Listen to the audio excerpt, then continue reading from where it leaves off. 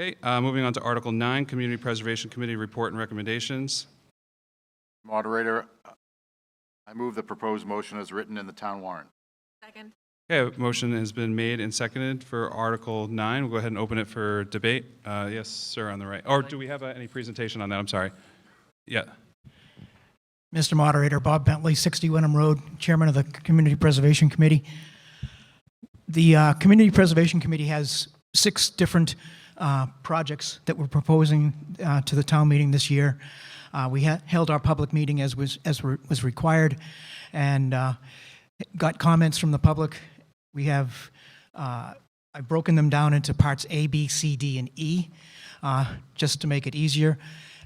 I'll go to each part. If there's questions on any one of the parts, I have the proponents prepared to come up and explain exactly what it is that they've requested, if I don't give you enough information to start with. So Part A is to, basically it's a housekeeping article. We're required by the Community Preservation Act to put in into the reserves 10% for open space, 10% for historic preservation, and 10% for affordable housing.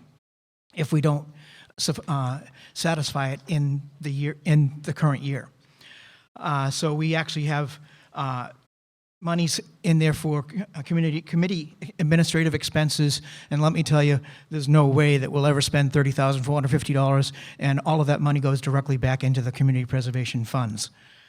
But for the reserves, we have $329,150 for the middle high school track and field debt. This is year 4 of 10 for our debt service. For open space, we have estimated reserves of $65,100 for community housing, $65,100, and for historic reserves, $65,100. So that's Part A. I think it's pretty straightforward. If anybody has any questions on Part A. Okay, moving on to Part B. This is asking the town to appropriate $20,000 from the Community Preservation Historic Preservation revenues for the purpose of reconstructing one spire at the Union Society building in South Carver, which was found, as you might remember, we funded the spire reconstruction last year. There were 6 spires. One of the spires was found by the local carpenter who was doing the work to be in serious disrepair and in needing to be entirely reconstructed. So the Union Society came to us and asked for $20,000 to do that one spire, and at that point, all of the spires will have been reclad, redone, and everything will be in very good shape. Any questions on that?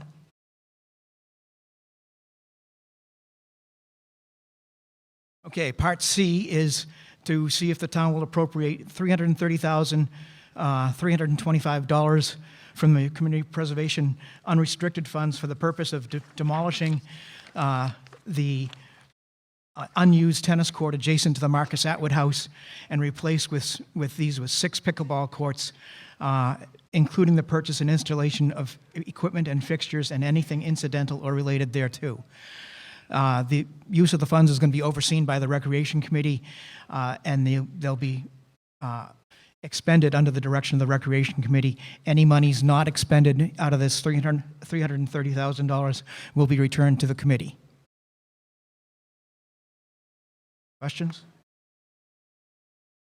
I should say that the pickleball court, the Recreation Committee came in and said, you know, we've spent a lot of money in the past years on fields for kids and doing a great job with that, but we haven't really spent much money on sports for seniors.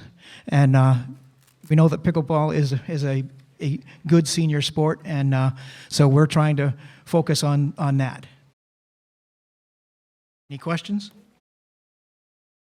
Okay, Part D, to see if the town will vote to appropriate $39,000 from the Community Preservation Unrestricted Funds for the purpose of constructing 2 Adirondack-style shelters on the Cole property.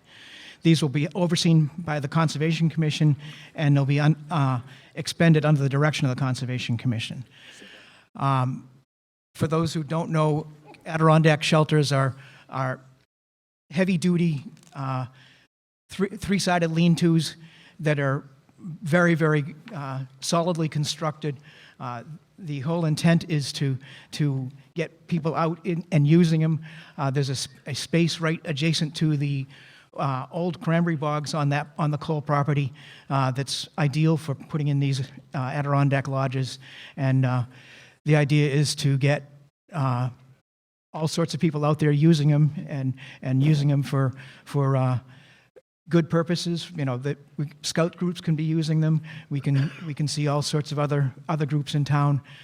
There's going to be a large fire pit in between the two of them, which will be lined, and it will be hopefully a real draw to the people. Any questions? Yeah. Mr. Belbin? So, Guys, keep it down, please. as one person that actually uses the coal, There's a lot of conversation going on. We have to ask that everybody please be silent while someone's speaking. Thank you. as one who goes into the coal property a lot, all right, who hunts out there, all right, when it's bad weather, these would be great. The only problem is there are people that go out there and they do target practice, not supposed to, but they do it from neighborhoods. The fear of having something like this as being a draw for nefarious behavior out there, and sleeping overnight, which could open up issues for the town for liability. This may not be the best idea, just a liability standpoint. Okay, if you want to share your opinion, you do have to come to a mic or raise your hand and we'll provide a mic to you.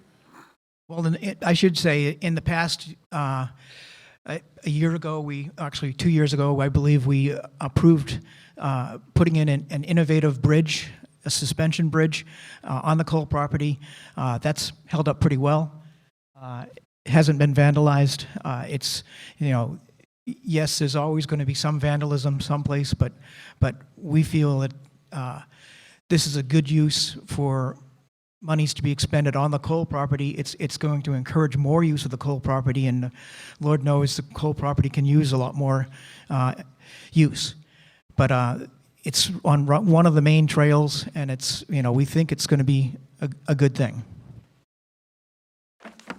Here, Mr. Bentley. So Dan Badger is one of the proponents, and he wants to speak. Dan Badger, 165 Plymouth Street.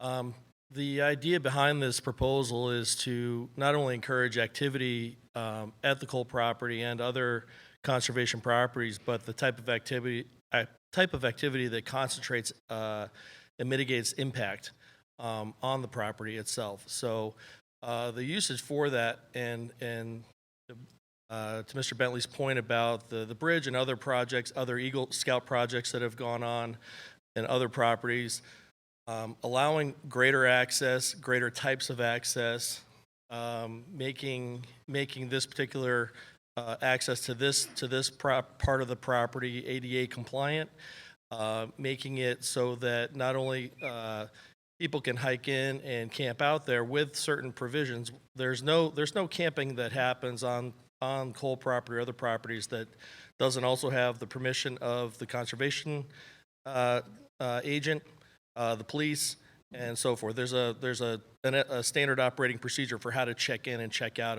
of those properties. The more activity and the more positive activity that happens on these types of properties creates a self-policing that has a very positive effect on the people who do go to these properties. You're going to always have people that come and go that maybe have bad intentions, but you're going to have more people with good intentions, and those people end up policing the property pretty well. And to date, we've seen a lot of positive impact from projects so far. Thank you. Awesome. Thank you, sir. Mr. Bentley. Any other questions on that? The next project I'm going to get Mr. Badger back up here to speak about is to see if the town will vote to appropriate $82,500 from the Community Preservation Unrestricted Funds for the purpose of establishing an Avenues of Honor program for the town. This program will establish a stewardship committee to oversee the implementation and ongoing maintenance and storage of flags and hardware, and the funds will be expended by the committee that's being established by this article pursuant to they'll be expended by the committee pursuant to a grant agreement with the Carver Cultural Council and the Veterans Networking Collaborative, which agreement shall contain such terms and conditions as the committee deems in the best interests of the town. Mr. Badger, do you want to explain a little bit more?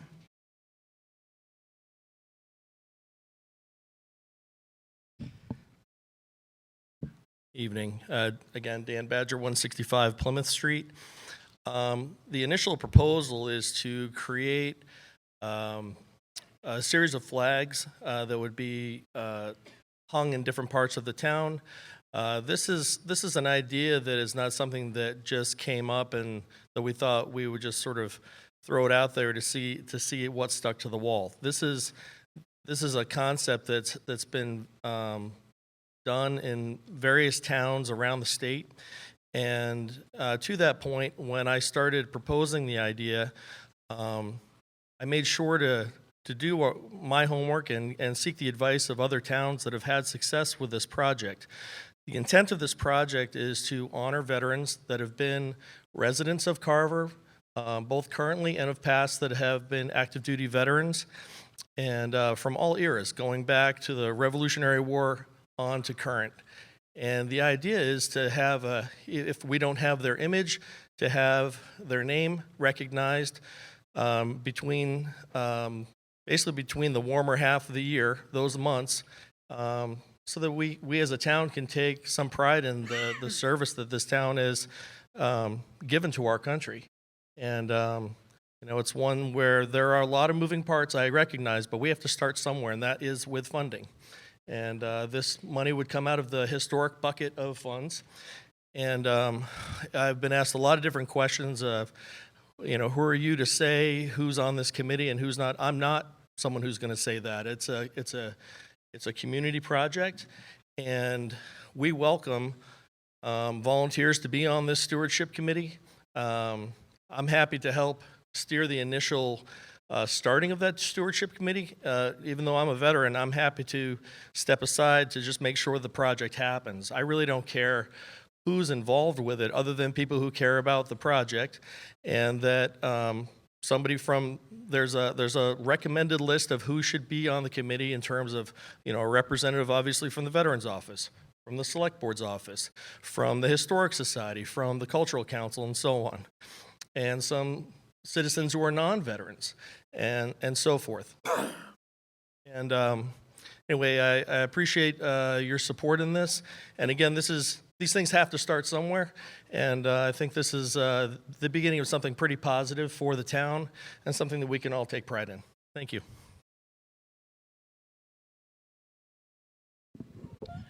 I should note that we already know that there's probably going to be more flags than we have roads or main roads in Carver. So we made it as not an avenue of honor, but avenues of honor, so we can expand out into various avenues.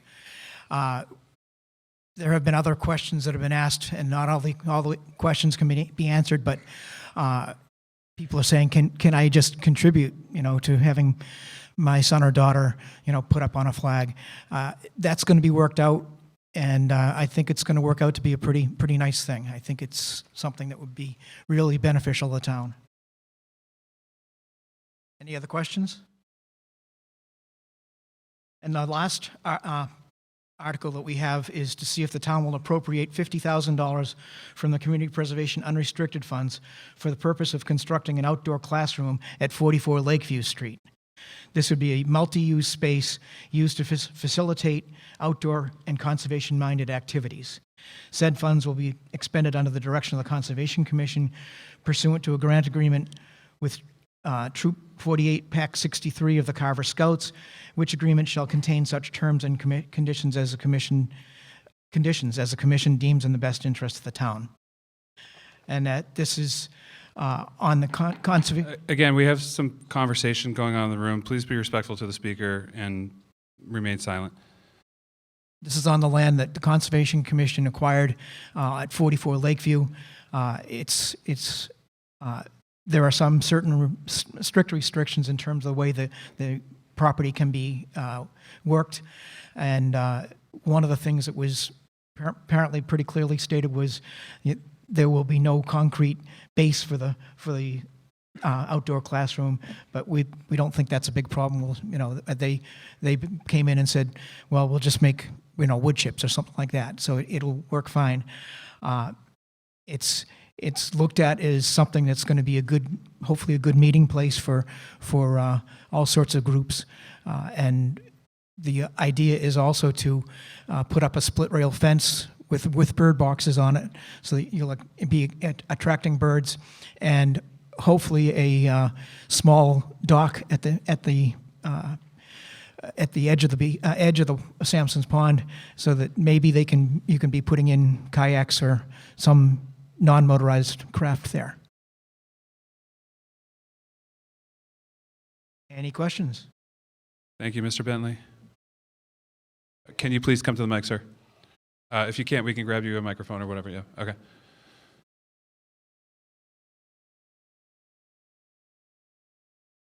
So does this property include that house, or is this land, just land the commission owns? Will Hunter, 4 Lakeview Street. 44 Lakeview is actually, it includes the house, but the house is not being, they're not turning it into anything. Conservation Commission is still looking at exactly what to do with that house. So these improvements would just be in the open yard there for any group to come and use, not just scouts? Correct. Right.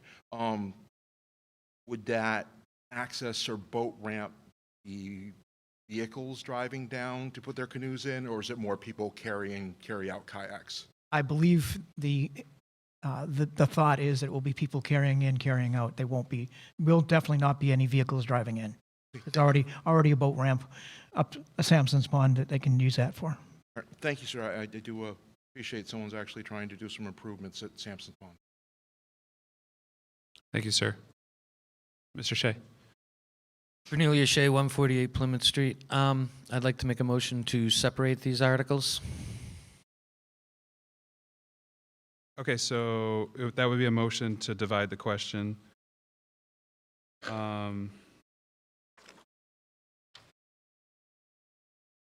So that does require a majority vote, and so basically, you're asking to separate it by letter. So as they're laid out. Yeah, that would be, yes, acceptable, yeah. Okay. Vote on that. Is the intent to definitely vote on each one separately, or is there just one that you want to call out? So are we dividing this into 2 pieces, or are we dividing it into more than 2 pieces? They should be voted on an individual basis. Okay. All right, so the motion's been made and seconded to divide this into multiple pieces as specified by the part letters within the article. We'll go ahead and open that for debate. You want to add anything else to that, Mr. Shea? They're all a little different, if you want. One of my concerns is that the CPC money is not going for its intended uses for the acquisition of land for recreational uses, and it's being used for recreational equipment, and that wasn't in the intent of the law. The actual, as it says in the description here, appropriate sums for land for recreational use, and it's also Mass General Law 44B, Section 5, says that the intent is for the acquisition, creation, preservation, and restoration of land for recreational use. And what's happened is the CPC's become a funding source for a lot of the recreation department and recreation equipment. We've paid off 3 years of the 10-year debt for the rehabilitation of the football field out here, and that's money that comes out of it every year. Money that's not in the account currently, but is raised through the annual basis. And my big concern is that should a larger land purchase for open space or land for recreation become available, that the funds will not be in the account in order to make such a purchase. We've already had several properties come up this year that are at the very least controversial, and this money could be used for its intended purpose, which is the acquisition and purchase of land for recreation, not to create recreational equipment. The majority of funds, and maybe Mr. Bentley can tell us how much, what percentage of the CPC funds have over the years gone to the recreation department. Mr. Bentley? There has been a significant amount of monies that have gone specifically to recreation, and that's, I actually break those out from open space and recreation. I have open space as one category and recreation as another category, and a significant amount of money has gone to the recreation side. Could you enumerate on that? Is it more than 70%? Mr. Bentley? I'd say it's more than 50%. I believe it at our CPC meeting, you mentioned it was somewhere in the neighborhood of 72%. I don't have the numbers in front of me. Okay. All right, thank you, gentlemen. Thank you. All right, so on the question to divide the question, are we prepared? Okay. So this, again, is going to require a majority vote. A yes vote would divide this question into parts A through F, and we would consider each one individually. So we'd vote on each one individually. Each one will also require a majority vote as well. So on the motion to, so we had a motion made. I don't know that we had it seconded, so. Seconded. Okay, motion's been made and seconded. So on the motion to divide the question on Article 9 by letter, I'll go ahead and open the voting and give you 30 seconds.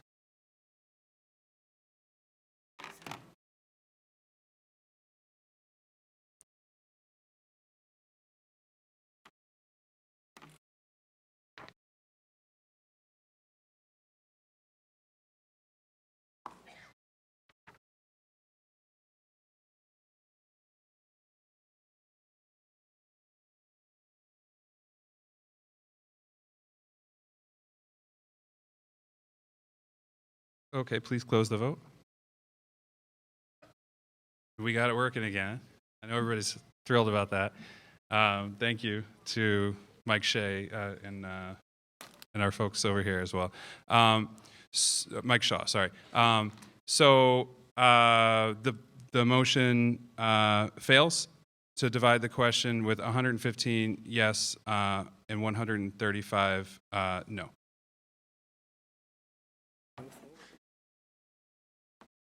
Move the question. So moving back to the article on the Community Preservation Committee report, we'll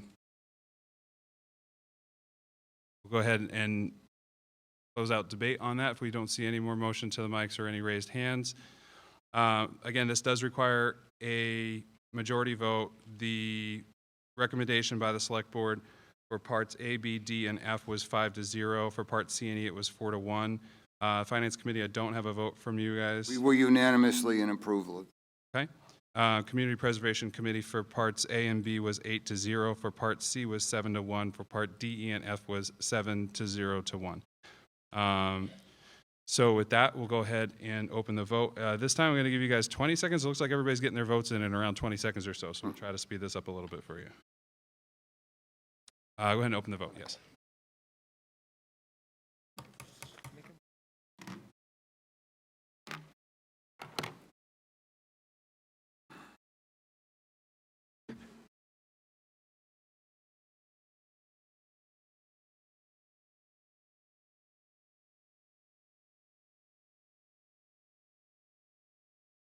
Okay, go ahead and close the vote, please. Go. Okay, and the motion passes with 185 yes and 65 no. Thank you, everybody. Moving on to Article 10, Old Colony Regional Vocational Technical High School Mass School Building Authority MSBA feasibility study. Through you, Mr. Moderator, I move that the town approve the $500,000 indebtedness authorized by the Regional District School Committee of the Old Colony Regional Vocational Technical High School District to pay costs of a feasibility study relating to the possible renovation and/or construction of the district high school located at 476 North Avenue, Rochester, Massachusetts, including all costs incidental and related thereto. Total amount of the total amount appropriated by the district for this purpose is $1 million, which will be reduced to the extent of any grants received by the district from the Massachusetts School Building Authority. Second. Okay, motion's been made and seconded. Do we have a presentation? We have a presentation, yes, sir. First of all, well, okay, yeah, no, that's fine. We talked about this in the beginning of the meeting, so yeah, you're good. Good evening, folks. My name's Aaron Polanski. I'm the Superintendent Director at Old Colony Regional Vocational Technical High School. I just wanted to provide a quick overview. For those who may not be familiar, Old Colony serves 5 member towns: Acushnet, Carver, Lakeville, Mattapoisett, and Rochester. Our building opened in 1975 and we're housed within our original structure. Many of our systems have surpassed their useful life, straining the operating budget as maintenance costs are increasing as a percentage of our operating budget. The building, relatively unchanged from the 1970s, really no longer serves the needs associated with current-day vocational education, and we aspire to provide vocational training beyond the traditional school day in collaboration with workforce partners to support economic development. We'd also like to see expansion of our construction trades. Specifically, we currently do not offer plumbing or HVAC and feel we could do a lot more for our member towns if we had that opportunity. My goal tonight is to be quick and just provide some clarity on the vote because the language could be a little bit confusing. We've identified a budget of $1 million for a feasibility study to explore the possibility of renovation, new construction, or a combination of the two at Old Colony. We've committed $500,000 from the Old Colony Stabilization Fund to cover half of this cost. We're asking our 5 member towns for permission to incur short-term debt in the amount of the other $500,000. And we're asking Carver if they would be willing to support a portion of that $500,000 over a 5-year period of time. The estimation of what that cost would be is $102,000 over 5 years. So the $102,000 in debt would be spread out over 5 years, if that makes sense. I just didn't want you to think that you were voting to incur $500,000 of debt for the town of Carver. That is not the vote. It's $102,000, which would be the estimated portion of Carver's contribution, and that's based on enrollment. The actual numbers for the portion would be established when the payback begins, which is part of our capital budget. And that's, again, based on enrollment. If there are any questions, I just wanted to make myself available to answer them at this point in time.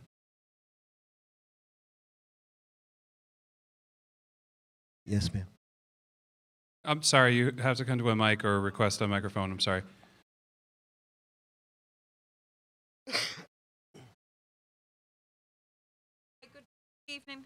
Karen Lapham, Main Street, Carver. I was just curious, how many students go to the Old Colony program? Last year we had 83 from Carver, approximately 90 this year from Carver, and a total of 562 this year. And I'm just curious, I don't keep tabs on it, but like, when was the last time that the school asked for money from our town? We haven't asked for capital expenses in a very long time. Thank you very much. I appreciate your work here. You're welcome. Thank you.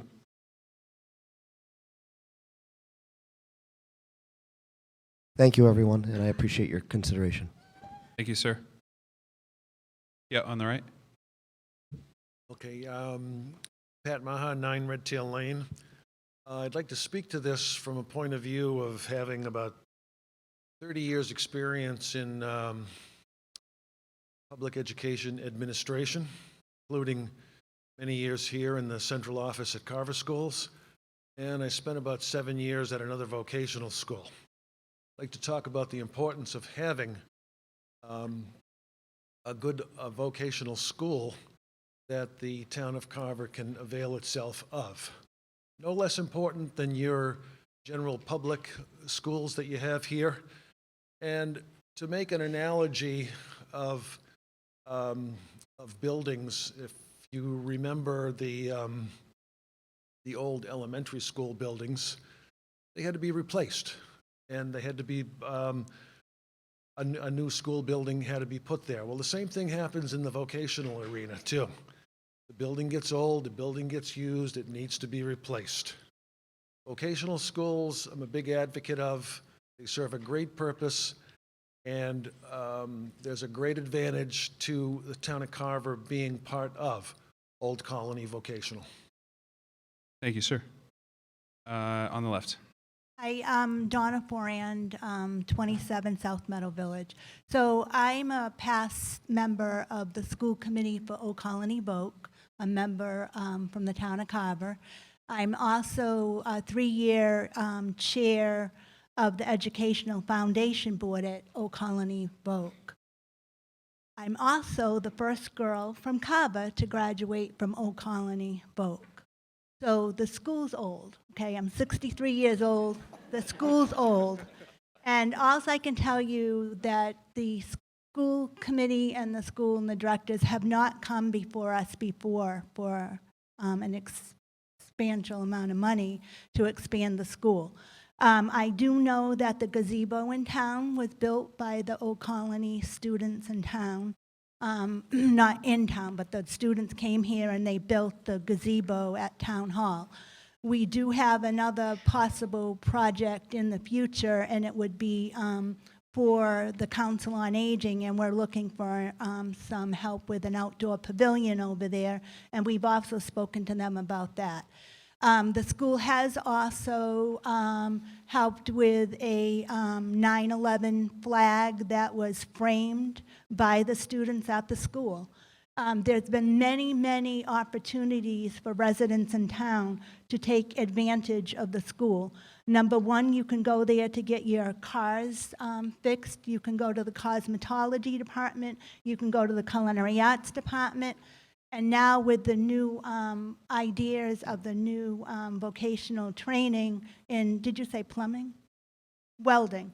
Whatever the new programs are that are coming up, we all know that we do need more vocational training in our communities. And I ask you to please support this. The school, if you haven't been there, they would give you a beautiful tour of the school. And they've done a great job at the upkeep of the school, by the way. And, after walking in there after, 40 years, sorry to say that, 40 years, going back to school there, it's beautiful and it looks very good. But it's time that they do an update, and we ask you to support the feasibility study. Thank you. Thank you, Ms. Forand. I'm not sure who was first. Okay, in the middle. Hi, Jennifer Pratt, 38 Miles Standish Drive. I really appreciate Mr. Polanski coming and presenting, and I appreciated that he clarified that what we're voting on is actually $102,000 of indebtedness. The way it reads in the warrant, it actually looks like we're voting on $500,000 of indebtedness, but that's to be split between the 5 towns. So I wanted to propose an amendment where we would insert/amend the first sentence to say, to see if the town will vote to approve $102,000 of indebtedness, which is Carver's portion of the $500,000 total indebtedness. Okay, we have a response to this. Yes, sir.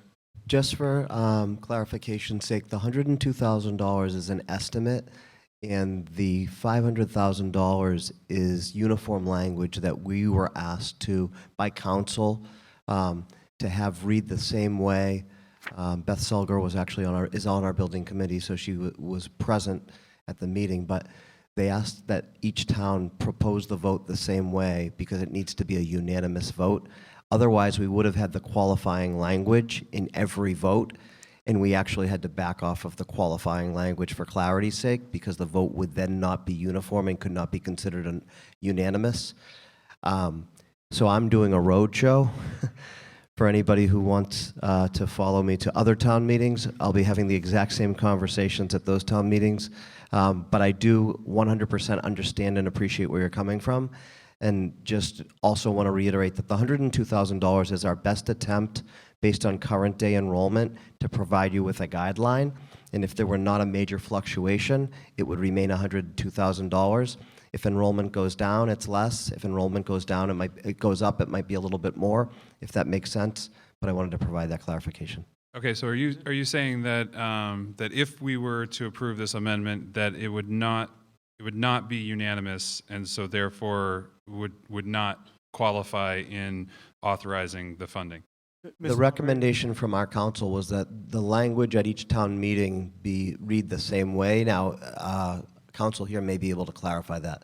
Okay, yeah, Mr. Corbo. Thank you. Through you, Mr. Moderator. So because this is a regional school district issue, the regional school district authorizes the incurring of debt for the district, and then each member community has an opportunity to essentially ratify the whole debt. But when you're assessed, you're only assessed for your portion of that debt. But unfortunately, based on the way the statute is worded, this is an up or down vote. It's not subject to amendment. So unfortunately, Mr. Moderator, I'd have to say that that proposed amendment should be ruled out of order. Okay. No problem. I'll withdraw it. Thank you for the clarification. I was just concerned that we would get hit with a $500,000 bill, which is not the purpose of being voted tonight. But at the end of the day, I support approving the feasibility study because Old Colony is a wonderful alternative to the students in this town. Thank you. Thank you, Ms. Order, Pratt. Mr. Moderator. Point of order? Yes. On this article, it says, or take any other action relative thereto. So her motion is actually in line because we're allowed to do that. And for Attorney Corwell's sake, She withdrew the motion. She I withdrew it. understand that, but she So you're- didn't know this beforehand. She may want to bring back.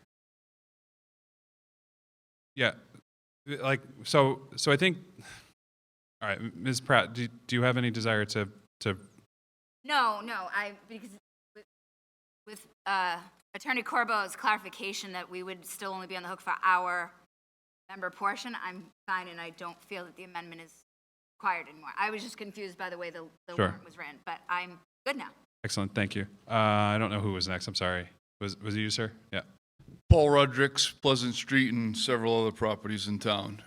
Graduated from Old Colony 35 years ago. I own a construction company in town, employ a lot of carpenters and subcontractor trades that we are severely lacking. We need this vocational school. They are lacking some of the trades like the plumbing and HVAC, and I think that the money should be spent to do a study. And my feeling is most likely build a new school versus remodeling the one. But I think that we should vote for appropriating the money. Thank you, sir.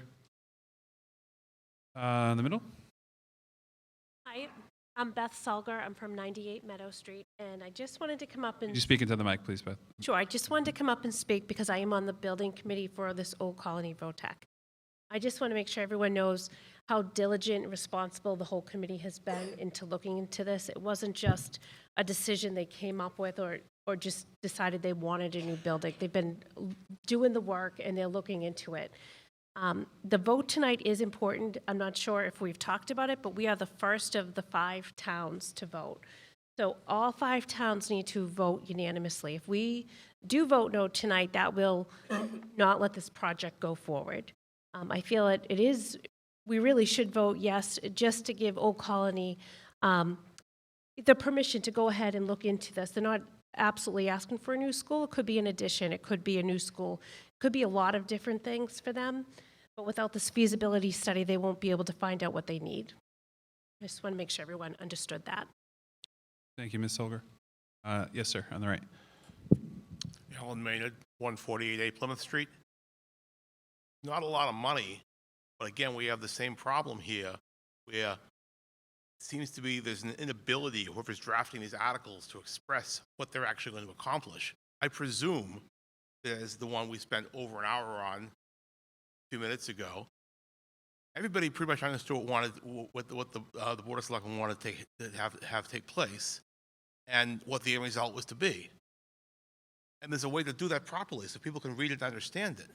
And this does not say $102,000, it's $500,000. I understand the explanation, but an explanation that can be given in 5 seconds can certainly be incorporated into a paragraph at the drafting of an article.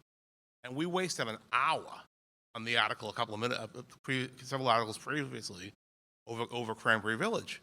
We wasted an hour because it wasn't drafted to say exactly what was going to happen. It was drafted under an assumption, and then it was band-aided at the last minute. So I'm not objecting to this. I accept the premise that it's not going to put us on the hook of $500,000. But I would like those who draft these articles to take a little care. Yeah. And try and get things right, because, as Mr. Belbin said, we are for better or worse, we have the legislative body of this town. That time is valuable. We truly appreciate the time that you guys put into this, but we'd like to show up with our notes, look what we're seeing already, and vote on it and know how we're going to vote, instead of trying to figure out in the fifth inning who's coming, who's going, So that's... Okay, so point noted, but just to clarify again, it's been presented to us already that this language was strictly provided to us by the school district, and that we have to vote on it as written, because all the member towns are approving that the district set $500,000 aside in indebtedness to authorize them to do the feasibility study. So it's not. We're not voting for the expense, as I understand it. We're voting for. We're not voting for our expense. We're voting for the district to authorize the expense. And I appreciate you clarifying that and explaining that, but you shouldn't need to do that. This is a paragraph. It should be able to make that abundantly clear. That's all. Do you want to address why it was written that way, or? Okay. Let's just vote. All right, please be quiet. I'll be brief too. The committee agreed completely with you and worked through with the attorneys around how we should address that concern. And the result was that I'll need to be there to speak to the details. In addition, we've put up a website just so everyone knows moving forward, and I want to make people aware of that. If you go to oldcolony.us, you can click on the MSBA tab, and in the spirit of full transparency, you'll be able to follow the entire grant program and everything that's going on. And I wanted to just share that with folks so that they can be aware of it. And I appreciate where you're coming from and completely agree with your sentiments, so I apologize. I'm appreciative of the explanations. It's a sore point after the last. Okay, yeah, we've heard item your point. We spent an so awful lot of thank you. time on, and it could have been done Yep. in 5 minutes. Are you standing up to speak? Okay. All right, seeing no hands and no further motions to the mics, on the proposed motion for Article 10 for the Old Colony Regional Vocational Technical High School Mass School Building Authority feasibility study, this does require a majority vote. The Select Board voted 5-0 in favor. Finance Committee, I do not have a vote. Did you vote on that? Wake up, Mr. Jermaine. 7-0. 7-0. Excellent. Thank you. So with that, we'll go ahead and open the vote on this, and we'll give you 20 seconds.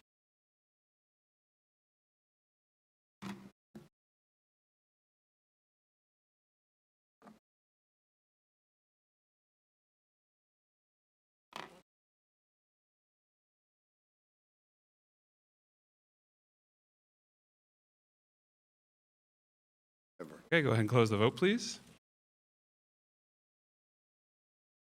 Okay, and with that, Article 10 passes with 203 for and 33 against. Moving on to Article 11, personal property exemption. Mr. Moderator, Yep. Mr. Jermaine. did I make a motion that we're looking at the time is 10 o'clock? We're at Article 11. Never getting through this tonight, that's a given. I'd like to make a motion that we run till 11 o'clock tonight, and whatever motion is on the floor at that time, We adjourn after that article. Okay, motion's been made and seconded to set the time to adjourn at 11 o'clock. This is debatable. So we'll go ahead and open that for debate. Overnight. Don't have it. Okay, seeing no hands raised and no motion to the mic, this does require a majority vote. We will go ahead and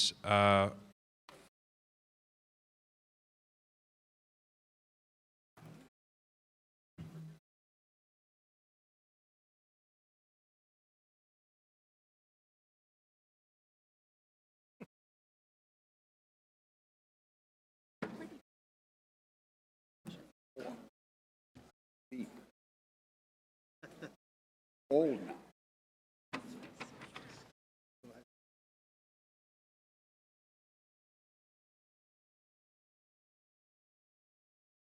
Yes, you can do that as soon as this is done. okay, and again, this requires a majority vote. We'll go ahead and open the voting now and give you 20 seconds.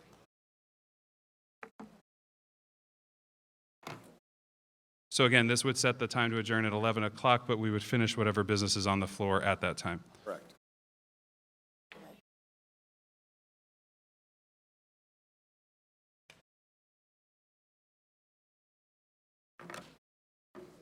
Okay, please close the vote. Okay, with 152 for and 49 against, the motion to fix the time to adjourn at 11 p.m. has passed. Go ahead, Jen. Okay, moving on to Article 11, personal property exemption. And again, Point I of know order. that there's some people motioning for the door and whatnot, but we do have to ask that everybody please remain silent and just try to make your way out as quietly as possible. Mr. Moderator, before we move on to Article 11, can I make a motion for reconsideration on Article 10, please? Second. Yeah, we have not made a motion yet, so yep, you're welcome to do that. So a motion's been made and seconded to reconsider Article 10.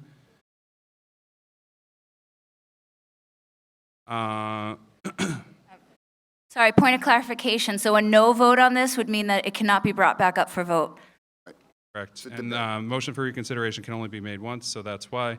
It requires a 2/3 vote. It is debatable, so we'll go ahead and open that up for debate. Move the question. Okay, seeing no hands raised and no motion to the mic, we'll go ahead and put this to a vote. So on the motion to reconsider Article 10, we'll go ahead and open the vote and give you 20 seconds.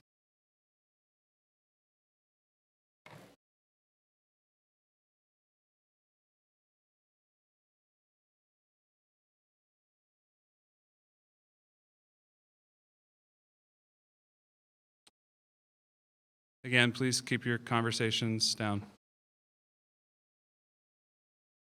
All right, please close the vote. Okay, and the motion fails to reconsider Article 10 with 25 yes and 184 no. All right, moving on to Article 11, personal property exemption. Mr. Moderator, I move that the town accept the provisions of Massachusetts General Laws, Chapter 59, Section 5, Clause 54th, as set forth in Article 11 of the warrant. Second. Okay, motion's been made and seconded on Article 11. Do we have a presentation on this? All right, no presentations. We'll go ahead and open it for debate. All right, seeing no hands raised and no motion to the mic, this does require a majority vote. Select Board voted 5-0 in favor. Finance Committee, I do not have your vote, and Mr. Jermaine just left. Did not vote on it. Okay, you didn't vote on it, great. And the Board of Assessors voted 3-0. So we'll go ahead and open the vote on this and give you 20 seconds.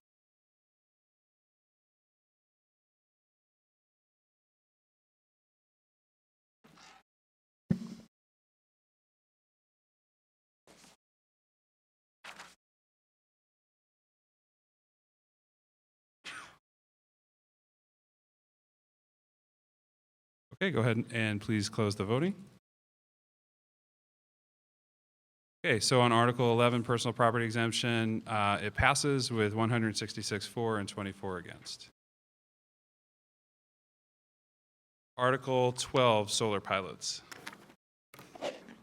Mr. Moderator, I move that the town approve Article 12 as set forth in the warrant. Second. Okay, we have a motion made and seconded on Article 12 to approve as written in the warrant. Do we have any presentation on this by the sponsor? Hi, Joe Roach. I'm the town assessor. I'm here with Ellen Blanchard, chair of the Board of Assessors. There's 5 parts to this article. Part A would designate an authorized officer. That's the group of individuals who would sign the solar pilots.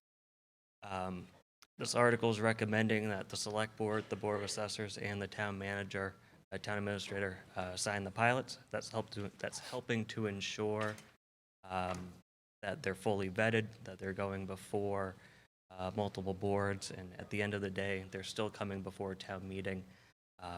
This is just to see who would be actually signing solar pilots. All right.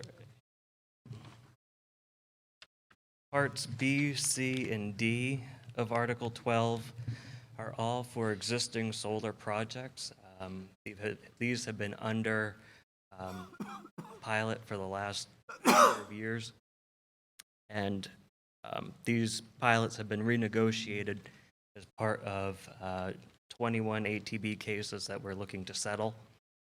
The original pilots were negotiated under something that's called 38H, which was a law that was put out in the 90s and wasn't really intended to be used for solar pilots. These have been renegotiated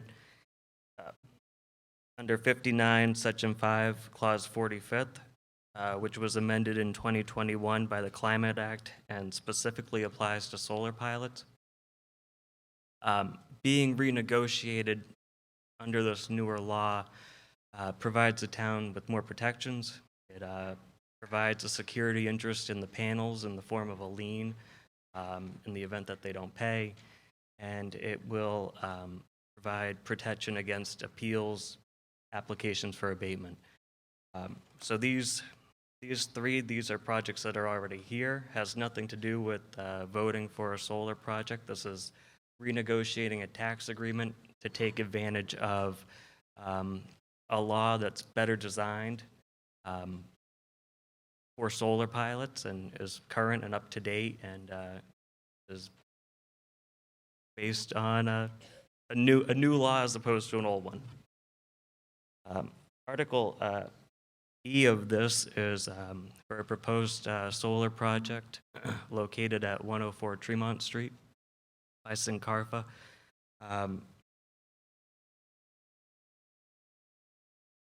It's expected to start in fiscal year 2025. Let me flip through here. It's expected to start in fiscal year 2025 and would run through fiscal year 2044. So that's a 20-year time period. It, of course, could be extended. In year 1 of the pilot, the town would be bringing in roughly $97,700. That initial amount would be determined based on the nameplate capacity when the project's complete. That's the best estimate we have right now based on the size. That initial amount would increase at 2.5% a year over the next 20 years, ending at $156,200.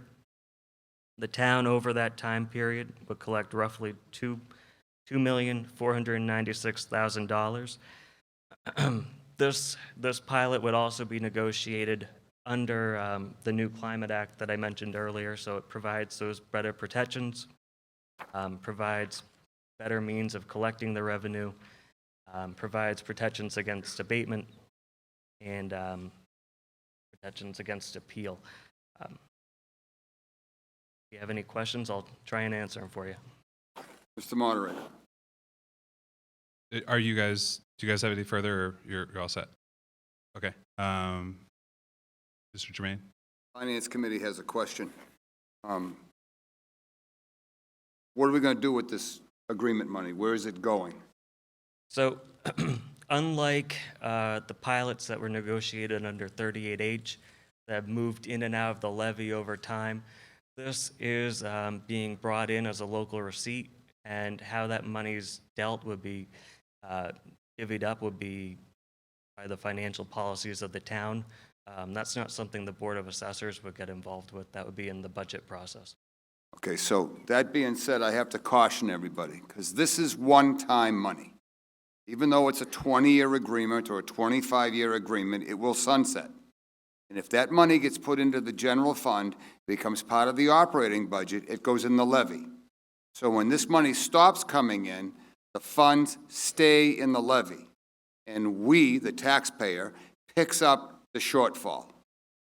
This is the reason why the solar agreement money was originally established to be divvied up into 3 accounts: the Capital and Debt Stabilization Fund, into the Middle High School Building Fund, and into OPEB. So it would, in effect, it would still fund the general fund, because this would be money that we were not putting into these other accounts, because this money was designated to go into those other accounts. So we have to put this money in separate, locked Okay, accounts. so I'm hearing conversation again. Please be respectful to the speaker. If we don't do that, it's going to wind up in the levy and will ultimately come out of our back pocket in taxes. So I'm all in favor of these solar agreements. I'm just not in favor of them going into the general operating accounts. Neither is not just me, by the way, the entire Finance Committee is not in favor of it going in that direction. Well, that's a good thing, because it's not going in that direction. The monies, when the solar pilot agreements started out, there was no direction given from DOR except to put it in the levy. So for several years, it was in the levy. That artificially inflated it. And like you said, with the sunset of these programs, that some, they end at 20 years and some go on to 40. But as of FY19, the solar pilot payments are now on page 3 of the recap, no longer part of the levy, and they are strictly revenues that come in annually. So it isn't something that's going to be affecting the citizens, taxpayers, because it isn't going into the levy. So it's not going in the general operating budget. What the town does with their receipts on page 3 of the recap is determined by this body here. So it could, in fact, end up in the general operating fund.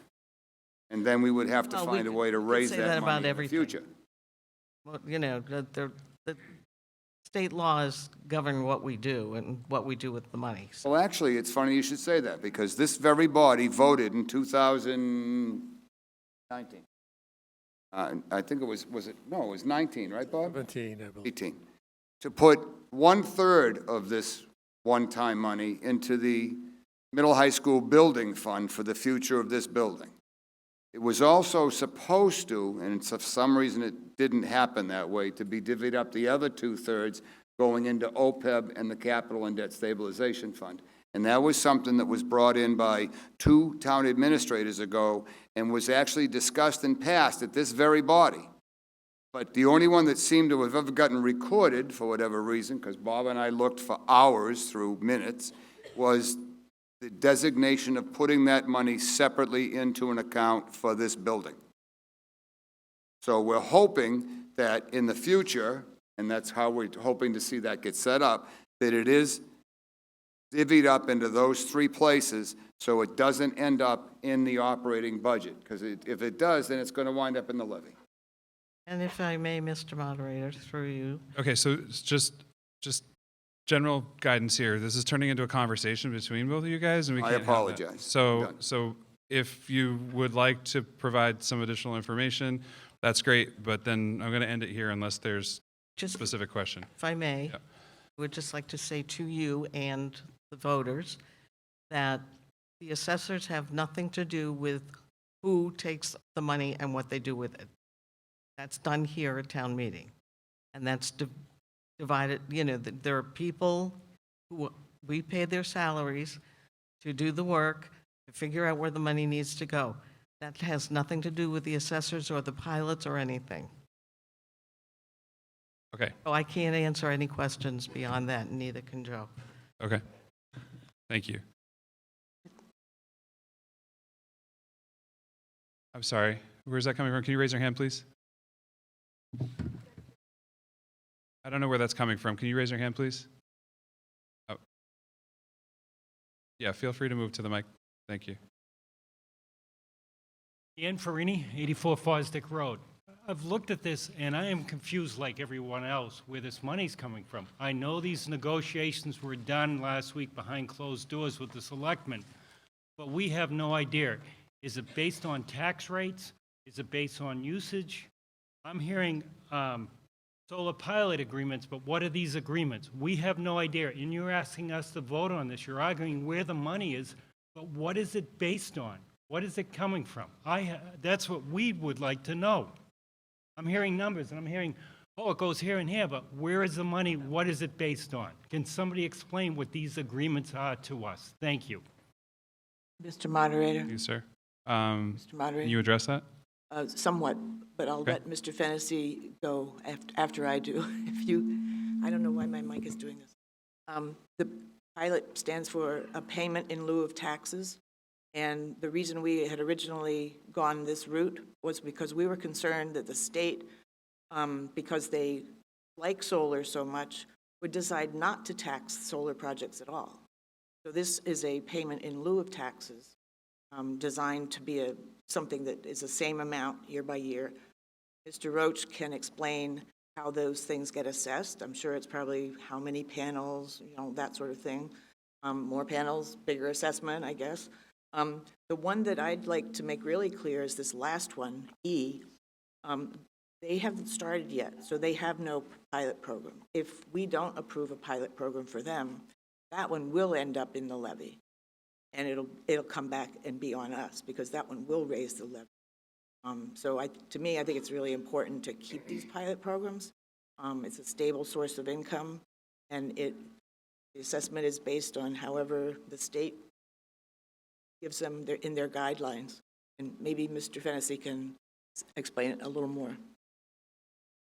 Do you have anything to add to that, Mr. Fennessy? Yeah, so the pilots are based on the megawatts that are generated. The goal here was to standardize all these so that everybody's on the same page. When we look back at all the solar pilots in the past, they were all over the place. There was different fees, different charges, different electricity rates. The whole thing was just a mess. So the assessors looked at that to get these all on the same page so that as they come forward, we will know and the town will know that they're getting a good deal because they're following the same process that's been set up here. So if you want to pick up on that, Joe? I would agree with that. So, I mean, how you get to the pilot amount, in assessing, there's three approaches to value. There's a sales approach, which is how residential properties are assessed. There's the cost approach, which applies to personal property. And there's the income approach, which applies to income-producing properties. And looking at these pilots, we're looking primarily at the cost approach, which you're taking the cost of what the panels are new, what the cost of the racking, what the inverters, the batteries, all of that new, and then you're depreciating that out over 20 years using a set formula. What the pilot does is instead of having a decreasing revenue every year because personal and property decreases, we're starting with a decreasing asset and we're going up every year because expenses go up every year. So it provides steady increasing revenue for us, and it provides a realistic expectation of what the developer can expect to pay. The two approaches of value, cost and income that are used, are within 10% of each other. They approximate what otherwise would be raised through taxation. This is a payment in lieu of taxes. Nobody's getting a better deal. This is just evening out the payment over a 20-year period. Instead of having ups and downs, it's a steady payment plan. Thank you, sir. Okay, seeing no hands raised and no movement to the mics, we'll go ahead and put this to a vote. So on Article 12, solar pilots, this would require a majority vote. The Select Board voted 4-1, and the Board of Assessors 3-0. We'll go ahead and open the vote and give you 20 seconds.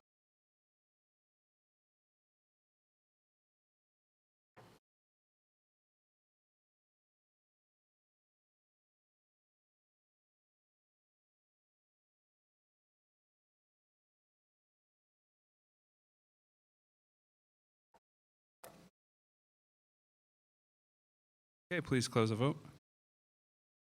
Okay, and with that, Article 12, solar pilots, passes with 134 and 53 against. Moving on to Article 13, Finance Committee bylaw amendment.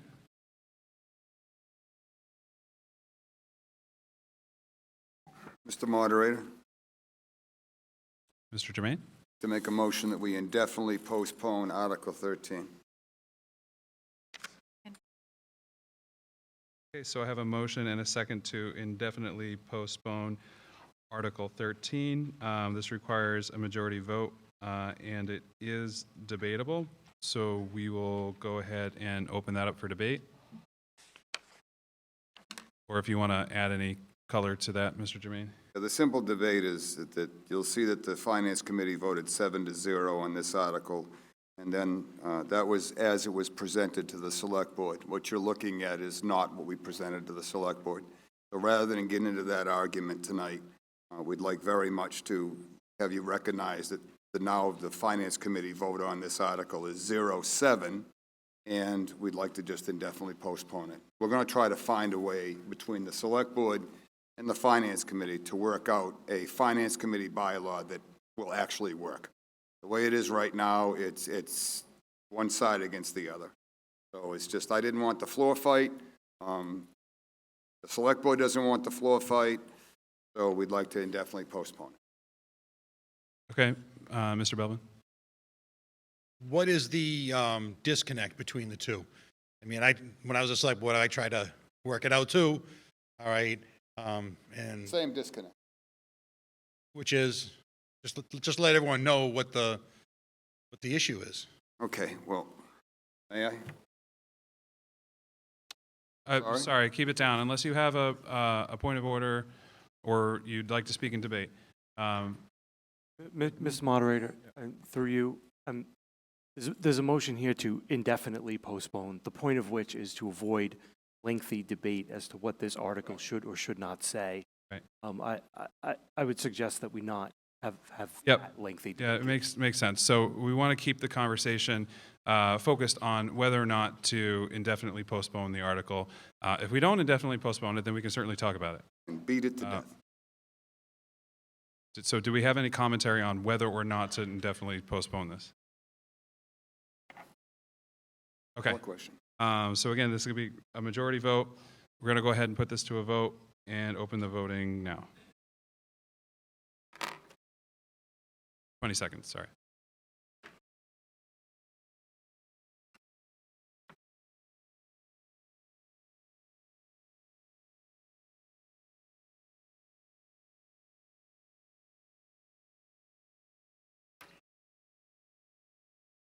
All right, please close the vote. Okay, and the motion passes with 157 for to 26 no, so we will be indefinitely postponing Article 13. Thank you. Article 14, sale of low-value tax title properties to abutters. Do I have a motion?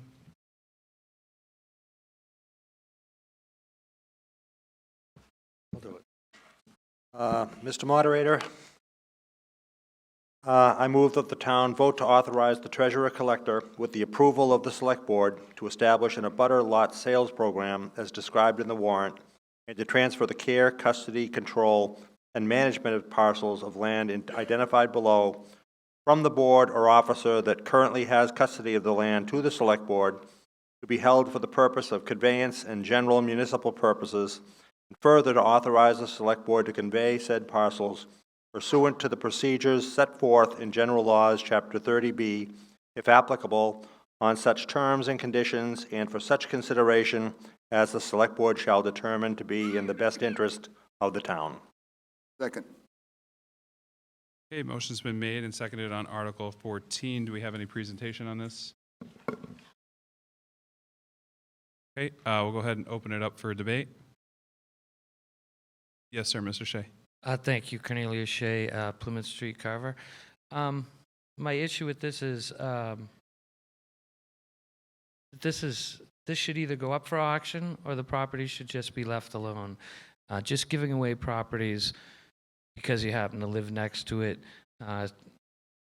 is not an appropriate use of your tax dollars. It should either be left or put up for sale. Who's to decide what it is? You got 70,000 square feet here and various other sizes, but in the town of Carver, there's certain buy rights for property, no matter what the size. Maybe you can't build a house on it, but there are other options that you can work with. I would recommend not voting for this. Thank you. Thank you, Mr. Shea. Mr. Belvin? Carver Belvin, 26 Gate Street. Green Street used to be the Grange Hall, if I remember correctly. That one that we ended up tearing down, but that's a small lot, but it's right next to Lakenham Green.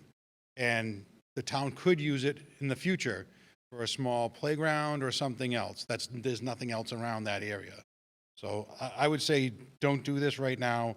Let's look at other options for these properties. Thank you, Mr. Belvin. Moderator? Yep. Sarah Hewins, 52 Forest Street. I just wanted to make a couple of corrections. These are for sale. They're not being given away. The 70,000 square foot lot is all wet. Okay. Thank you, And I Ms. have Hughes. no opinion. Thank you.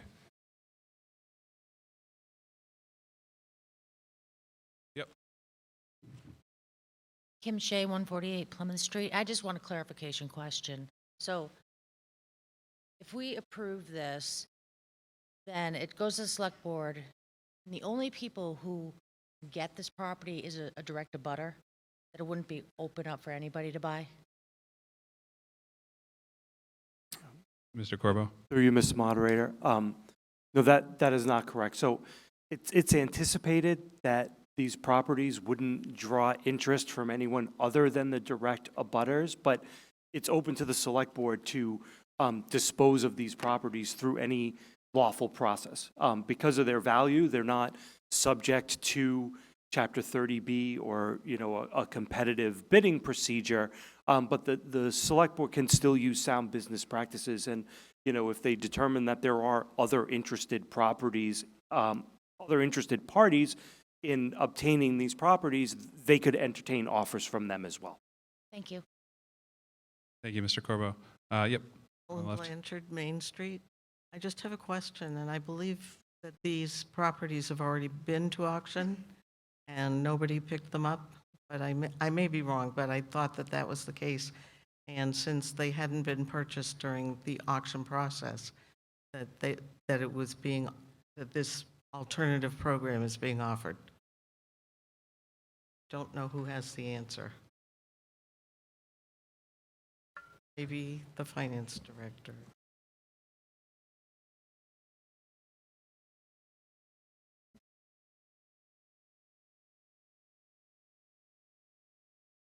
Do we have anybody that can speak to that, or?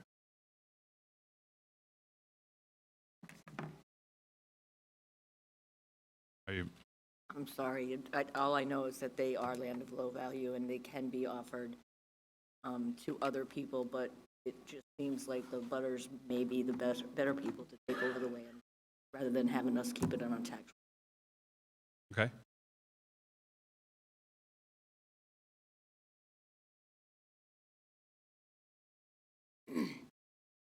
Mr. Shea.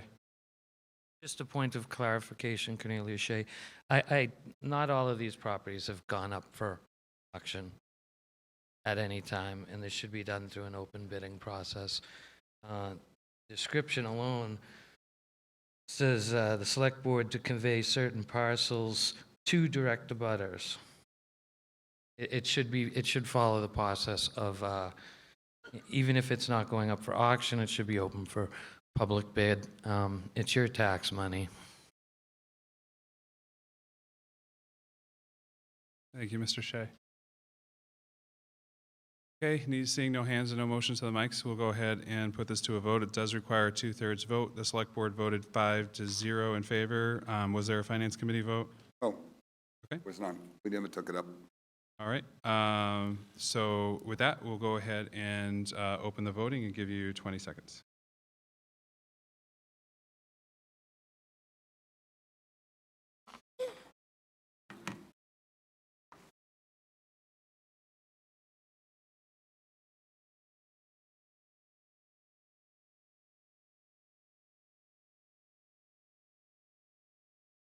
Okay, please close the vote. All right, and the motion does not pass with 91 yes and 82 no.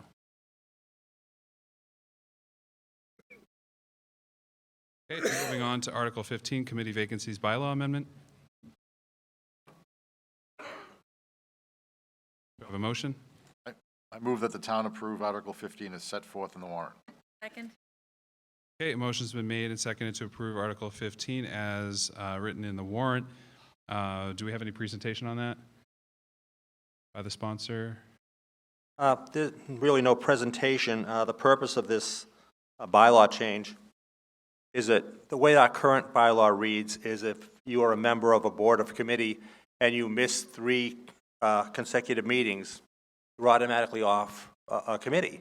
And there are many extenuating circumstances that could come into play. You could be ill, you could be in the military and be deployed with the National Guard. It could be any number of things.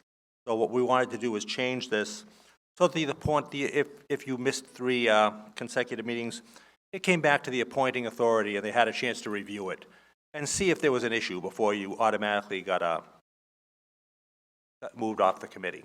So that was the point of this bylaw. Excellent. Thank you, Mr. Townsend. We'll go ahead and open this for debate. Mr. Belvin? Robert Bowen, 26 Gate Street. I think the original language is good. You miss 3 meetings, then you're off the board, and let someone else come in and take over. What this basically says is that the chair or vice chair, all right, if the chair is absent, that they can excuse those absences. Then why have a vacancy bylaw at all when clearly they're going to say, oh, no, you're my friend, you've been on this committee for this many times. All right, we're going to waive it, see you later, bye. All right, we need to have clear-cut guidance. When you turn around and open up the door of, well, I have more control than what the bylaw says, so I can do whatever I want. You want clear guidance? Fail this. Say no, keep to what's in the bylaw. You missed 3 meetings, open it up for someone else that can take over those meetings. If you get better or you come back or whatever, you want to do it again, then reapply. Thank you, Mr. Belvin. Yep, Ms. Forand.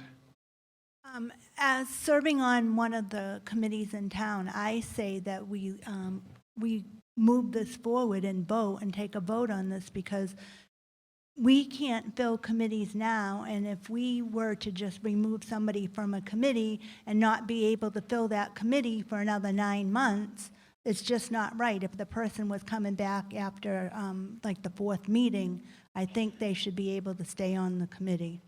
Thank you. Thank you, Ms. Forand. Okay, seeing no hands raised and no motion to the mics, we'll go ahead and put this to a vote. This does require a majority vote. The select board voted 5-0 in favor of this article. We'll go ahead and open the vote and give you 20 seconds.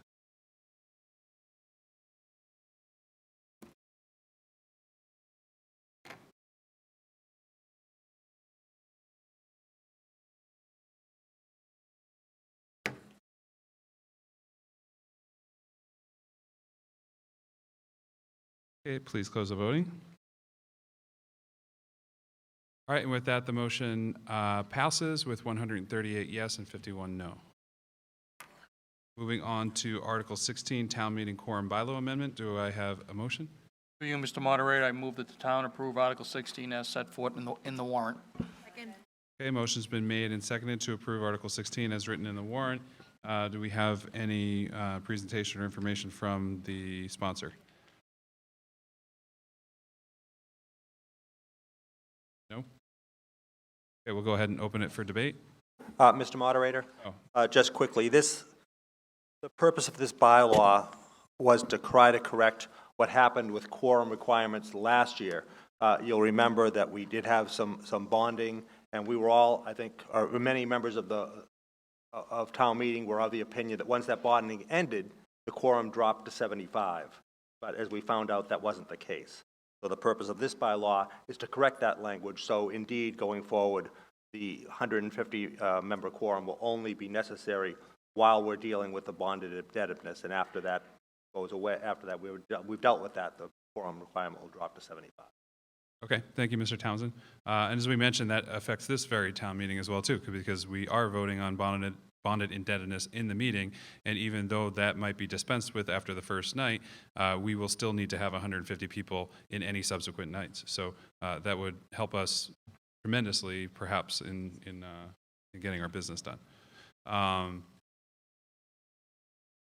So we'll go ahead and open that for debate. Seeing no hands raised and no motion to the mic, we'll go ahead and put this to a vote. It does require a majority vote, and the select board voted 5-0 in favor.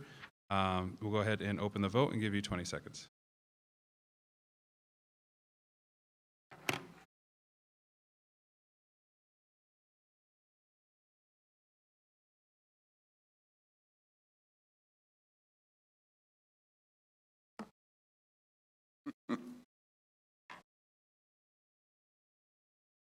Okay, please close the vote. All right, and with that, motion 16 passes with 139 yes and 25 no.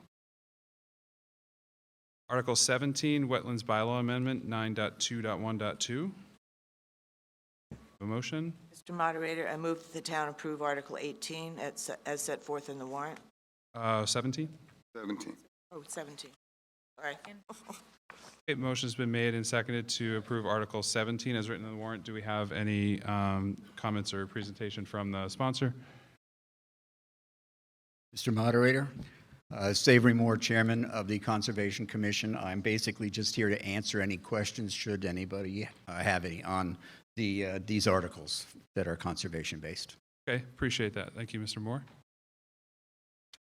We'll go ahead and open it for debate. Seeing no hands and no motion to the mic, we'll go ahead and put this to a vote. This does require a majority vote, and the select board voted 5-0 in favor, and the Conservation Committee 5-0 in favor as well. We will go ahead and open the vote now and give you 20 seconds.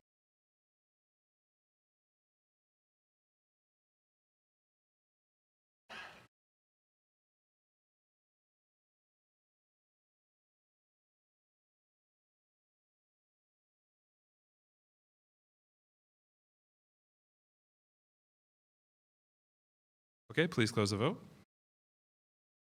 All right, and with that, Article 17 passes with a 144 yes and 30 no.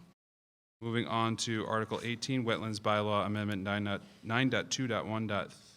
Do we have a motion? Excuse me. May I make a motion to indefinitely postpone Article 18, please? Okay, we have a motion to indefinitely postpone Article 18. So that is going to be a majority vote, and it is debatable. So we'll go ahead and open that up for debate. Do you have any additional color you want to add to that, or? Yes, I believe that this bylaw actually is the crux, the heart of the wetland bylaw. What it says is that there's no impervious surfaces, there's no structures that can be built or no impervious surfaces within 65 feet of any wetland, river, perennial stream, any wetland. And I feel like you are actually removing the gut, the sole purpose of this. And I recall this came up about 2 years ago, and it was a long and drawn-out. Okay, so I'm going to stop you there because you've made a motion to postpone Yes, something that's it. indefinitely. So I want to hear conversation surrounding why we would like to postpone it indefinitely. Your conversation seems to be very relevant to whether or not to approve this article. So we could proceed with that as normal, but otherwise I'm open to hearing discussion as to why we would like to postpone this article.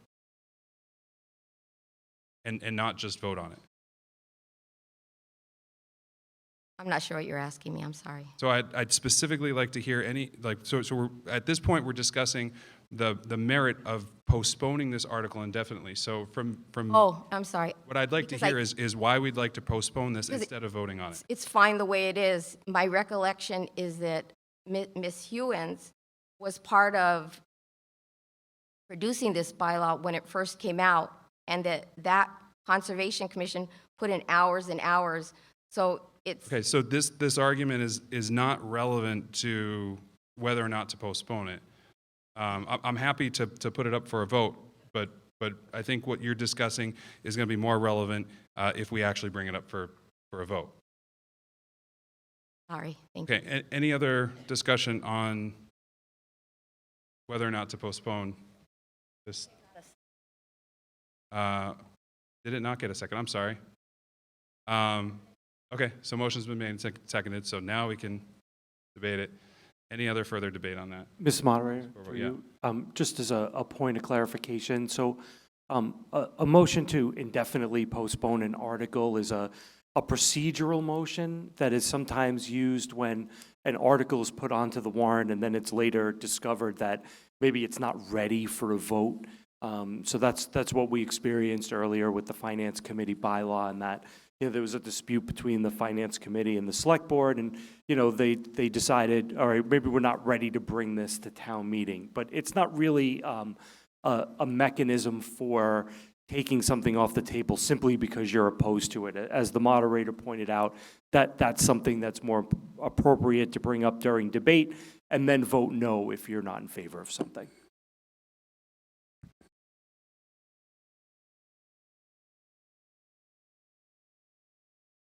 Okay.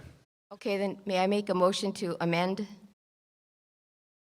There's already a motion on the floor. I'm sorry. It is not amendable, I'm sorry. What? A motion to postpone indefinitely is not amendable. No. Yes, you said I couldn't do that. I said I'd like to make a motion to amend Article 18. So we have a motion on the floor right now to postpone indefinitely, so we have to dispense with that. Okay, sorry. So you can withdraw it, or we Oh, can I'm vote on sorry. it. I'd like to withdraw it, please. Okay, so we're withdrawing the motion to postpone indefinitely. Right, Mr. Moderator, I move Article 18 as written in the warrant. Okay, motion's been made and seconded to approve Article 18 as written in the warrant. Do we have any information or presentation from the sponsors? Savory Moore, 12 South Main Street, Chairman of the Conservation Commission. Again, I'm here to answer any questions. I don't really have a presentation. Okay, thank you, Mr. Moore. Yes, on the right. Now may I make a motion to amend? Yes, you may.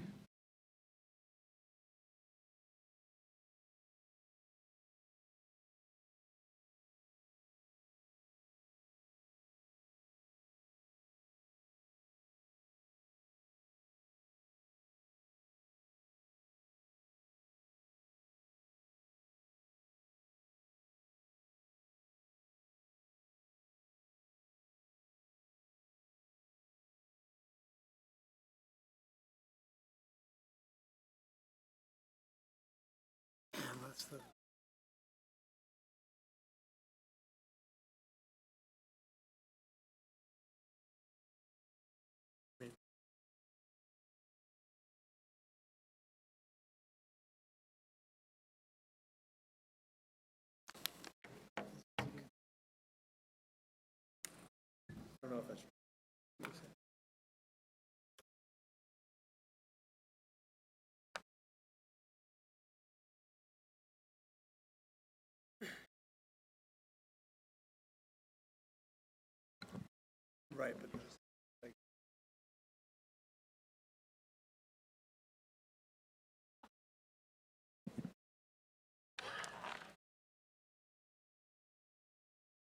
don't know if that's true.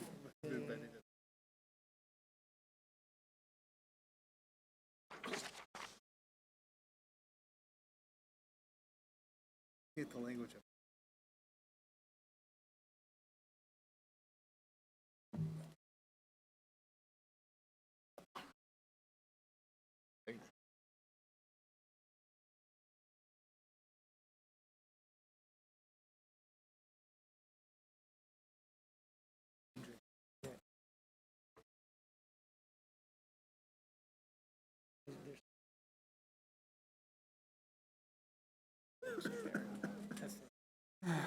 Right.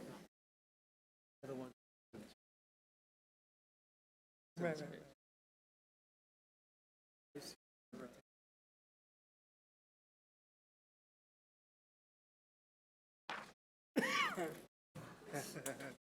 Yeah, so go for the cafeteria. And this fence is high. What about halfway there? We're not halfway.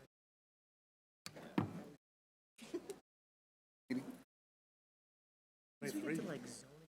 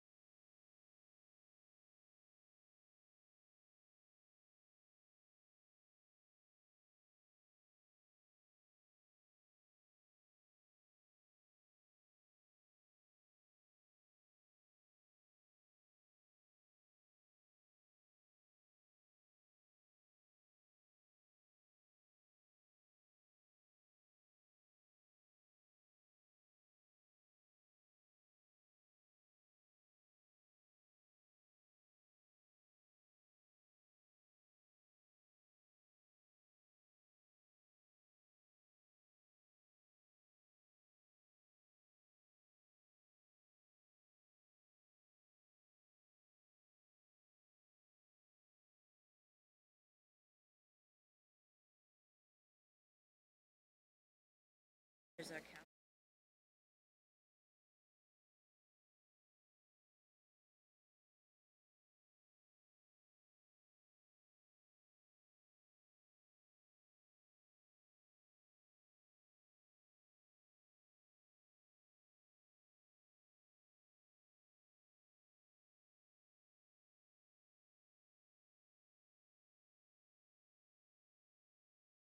Okay, quiet down, please. Thank you.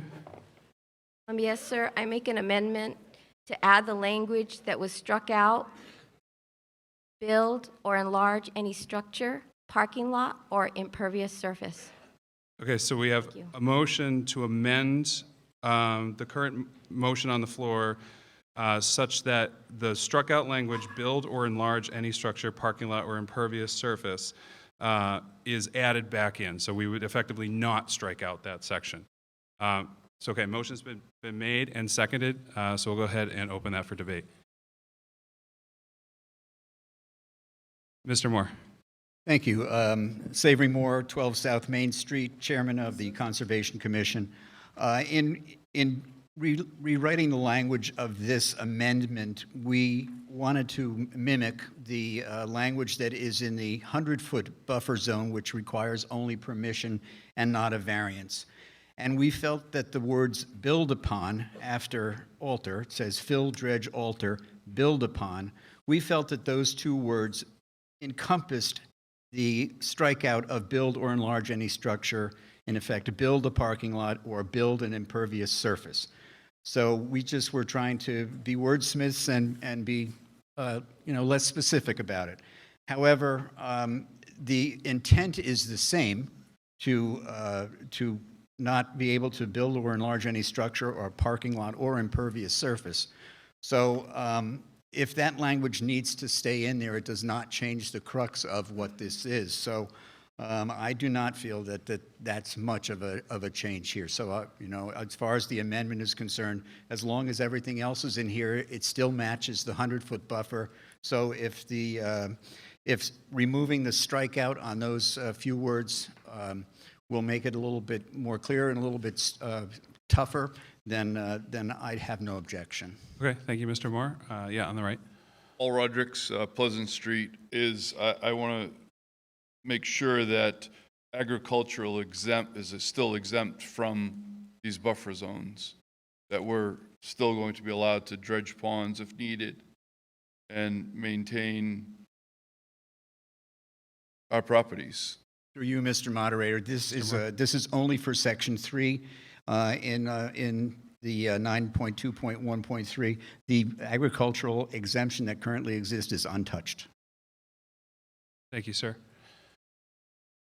Okay, with that, seeing no hands raised and no motion to the mic, on the amendment to restore the struck out language, build or enlarge any structure, parking lot, or impervious surface to the main motion, that does require a majority vote. We'll go ahead and put this to a vote. A yes vote would approve the amendment, thus no longer striking that language. A no vote would continue to have that language struck as part of the main motion. So with that said, we'll go ahead and open the vote, and I'll give you 20 seconds.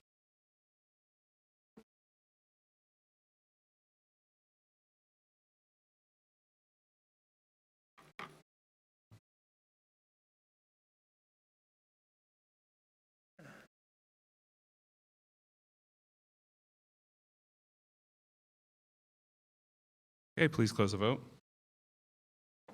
Okay, and the amendment passes with 113 yes and 49 no. So the main motion has been updated to now include the struck out language, build or enlarge any structure, parking lot, or impervious surface. So back to the main motion. Is there any further debate on that? Okay, seeing no hands raised and no motion to the mics, the main motion does require a majority vote. The select board voted 4 to 0 to 1, and the Conservation Commission 5 to 0. With that, we'll go ahead and open the vote and give you 20 seconds.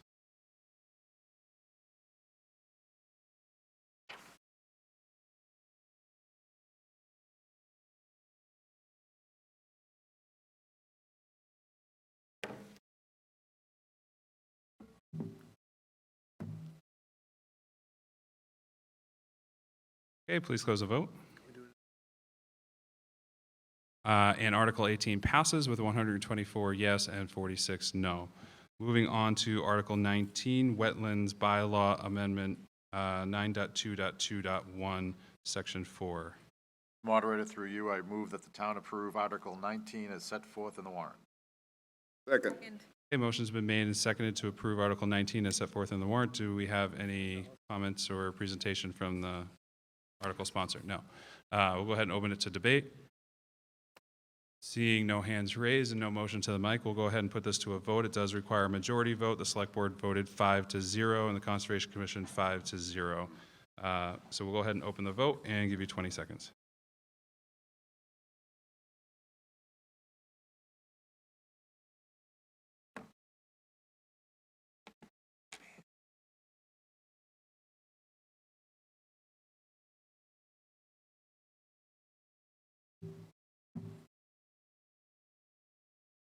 Okay, please close the vote. And Article 19 passes with 140 yes and 31 no. Moving on to Article 20, Wetlands Bylaw Amendment 9.2.2.2, Section 5. Through you, Mr. Moderator, I move that the town approve Article 20 as set forth in the warrant. Okay, motion's been made and seconded to approve Article 20, assuming there's no additional information or presentation on that. Any debate? Seeing no hands raised and no motion to the mics, we'll go ahead and put this to a vote. It does require a majority vote. Select Board voted 5-0. Conservation Commission 5-0. So go ahead and open the vote and give it 20 seconds.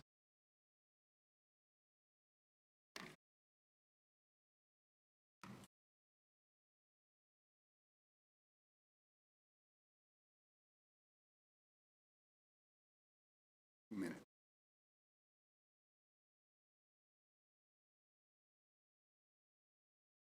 Okay, please close the vote. And Article 20 passes with 143 yes and 28 no. Moving on to Article 21, Wetlands Bylaw Amendment 9.2.2.2, Section 6.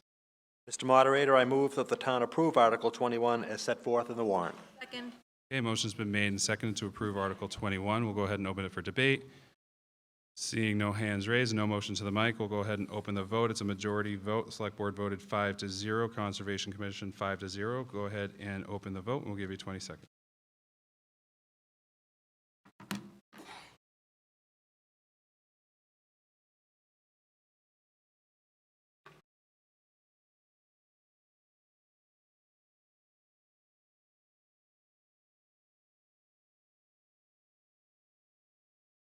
Okay, please close the vote. And Article 21 passes with 147 yes and 19 no. Moving on to Article 22, Wetlands Bylaw Amendment 9.2.5. Moderator, I move that the town approve Article 2 as set forth in the warrant. Second. Okay, motion's been made and seconded on Article 22. Do we have any debate?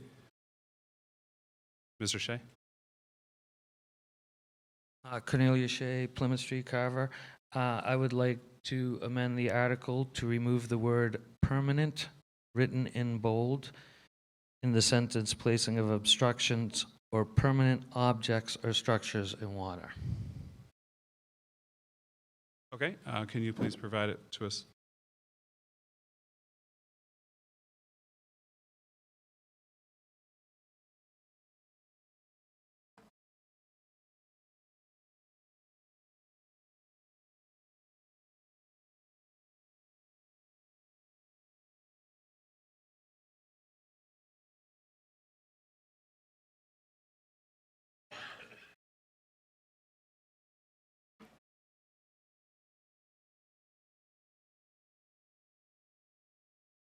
All right, so we have an amendment on the floor to replace the word permanent in the section that mentions, or the line that mentions placing of obstructions or permanent objects or structures in the water.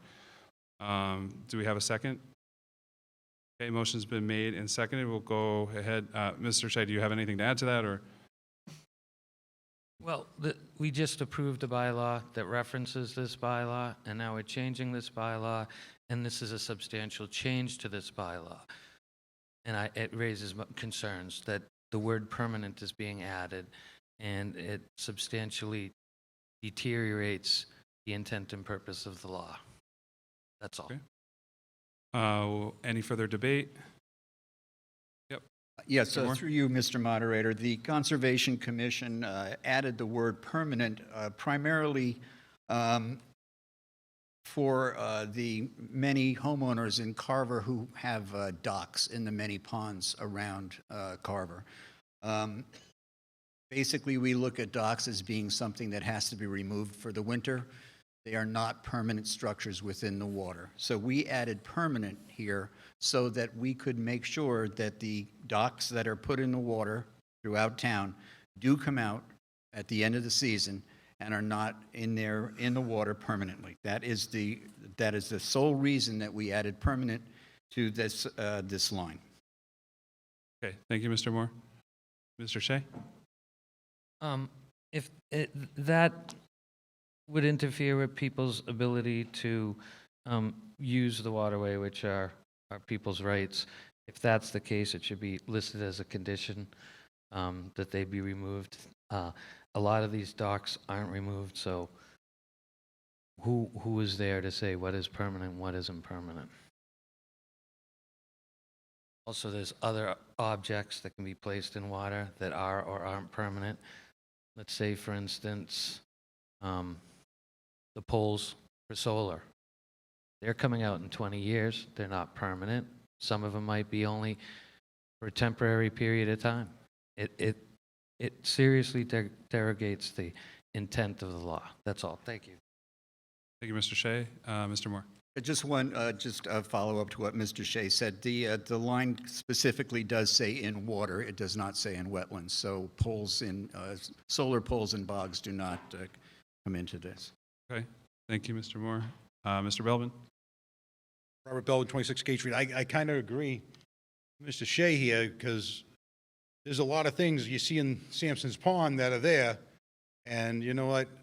You got all these rocks that are out there, they're a permanent structure, and then they put, just wait, then you turn around, they put up buoys to show you where they are, all right? They don't get removed every year. Are they going to have to get removed every year too? For you, Mr. Moderator, I would hardly call a boulder a structure. No, I'm not talking, I'm talking about the buoys attached to the rocks, all right, when you're driving out there, all right, in a boat. So do they have to get removed every year, and who's going to remove them? Okay, so let's just try to refrain from having a conversation. So the question at hand is, are the buoys included, Mr. Moore? I would not. The buoys, I live on Sampson's Pond. I can't speak for the other ponds. I know that all the buoys that are on the boulders that are under the water surface on Sampson's Pond are removed before the winter sets in, because the ice just lifts them up and floats them away. So yes, the answer to your question is yes. Okay, thank you. All right, seeing no hands raised and no motion to the mics, this does require a majority vote. The Select Board voted 4-0 to 1, and the Conservation Commission 5-0. Wait a minute, aren't we voting on the amendment? Oh, I'm sorry. Yep, this is the amendment. So nobody voted on anything. Yep. So rewind that. We're talking about the amendment. Thank you, everybody. It's getting very late.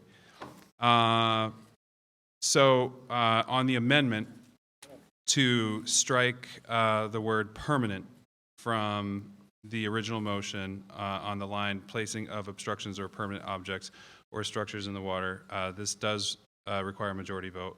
And we will go ahead and open the vote now and give you 20 seconds.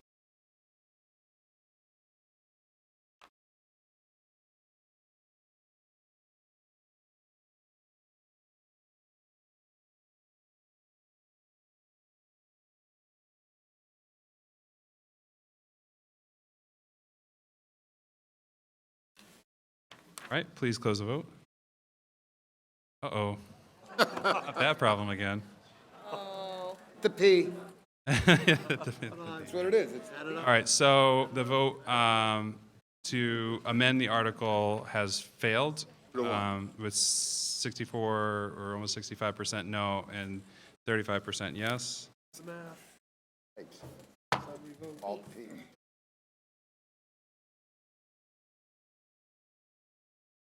We don't even get the flag. 0. And my, We got to actually vote on the article. Wow. So that is 57 for and 104 against. All right, so moving back to the main motion, this will be our last order of business since it is after 11 o'clock. Listen. That's 22, almost 22. Please keep it down as we just wrap up this last item. Thank you, guys. Is there any further debate on the main motion on Article 22? Call a question. Okay, seeing no hands raised and no motions to the mic, then on Article 22, which is remaining intact with no changes, it requires a majority vote. Again, the Select Board voted 4-0 to 1, and Conservation Commission 5-0. We'll go ahead and open the vote and give you 20 seconds.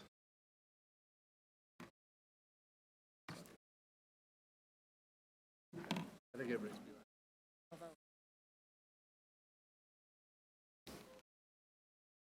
Oh, we're gonna make it.